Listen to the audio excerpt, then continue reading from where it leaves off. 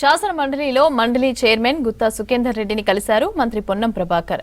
శ్రీ పరాభవనామ సంవత్సరం ఉగాది పండుగను పురస్కరించుకుని గుత్తా సుఖేందర్ రెడ్డికి ఉగాది మట్టి పాత్రల కిట్ను అందజేశారు పొన్నం.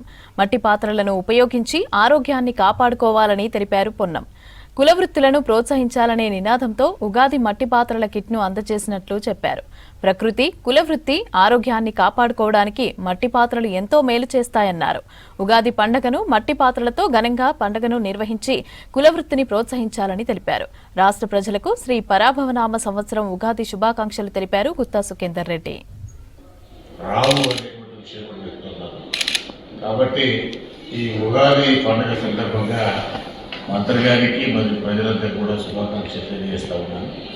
ఇదంతా కూడా ఒక స్ఫూర్తిని ప్రజల్లో నింపడానికి, ప్రజలకు ఒక మార్గదర్శక వరకు మన మిత్రులు, మా సోదరులు పొన్నం